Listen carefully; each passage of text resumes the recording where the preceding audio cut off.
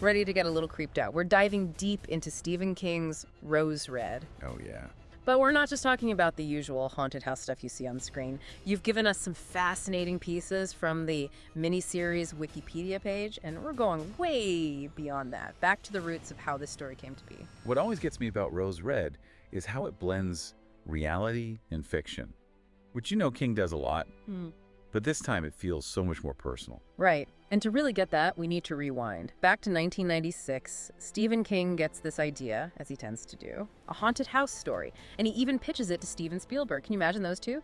Brainstorming scares. It's like a horror dream team, right? Barry.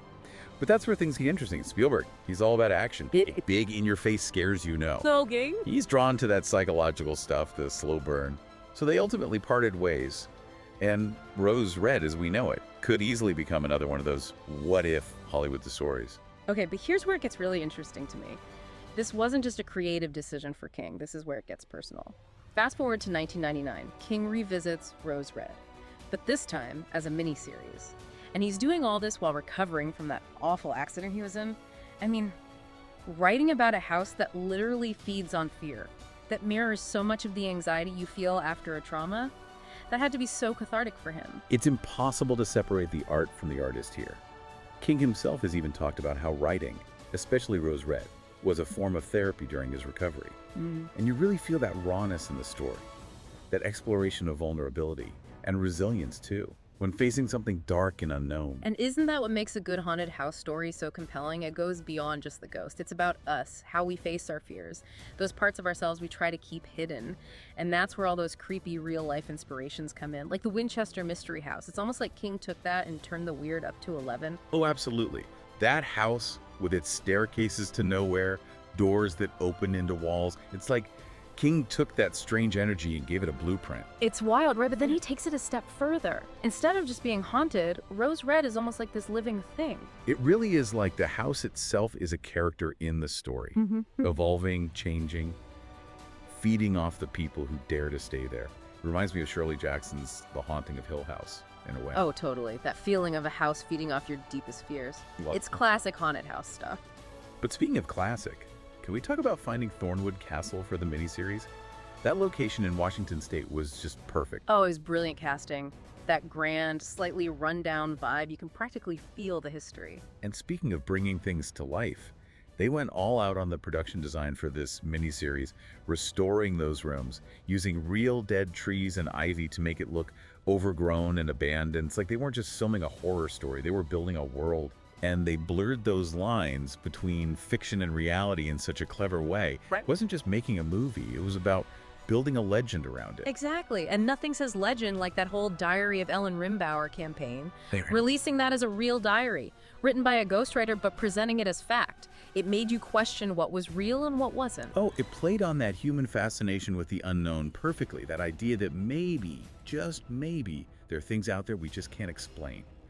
Speaking of blurring those lines, did you know they actually built a whole website for Beaumont University? The fictional one from the miniseries. People thought it was real. I fell for it for a minute, I'll admit. All part of the plan.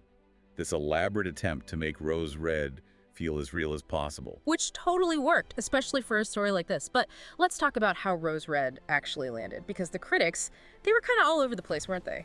Yeah, you're right. Rose Red was a huge hit with the viewers at the time. I mean, people love a good haunted house story. And having Stephen King's name on it definitely didn't hurt. Right. But critically, let's just say opinions were mixed. Some critics felt the miniseries relied a little too much on special effects, that it kind of overshadowed the characters, and that psychological tension that King's so well known for. Now that you mention it, I do remember some of those CGI ghosts, and they did feel, I don't know, out of place. Especially after all that suspense they built up. Sometimes a creepy sound effect is way scarier than a ghost you can actually see. 100%. A creaking door, a whisper in the dark, those are so much more effective than some CGI apparition.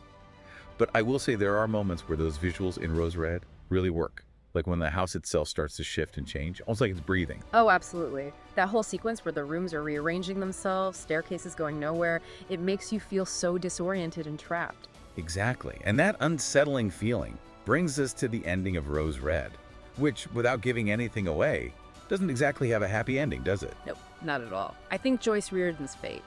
It really shows you that Rose Red is not something to be messed with.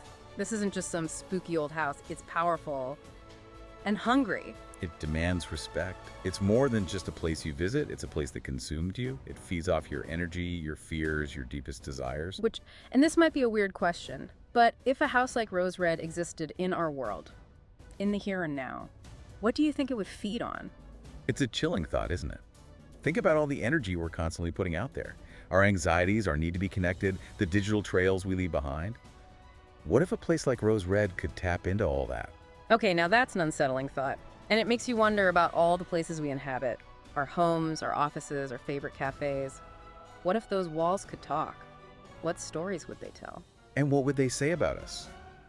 That's something to think about.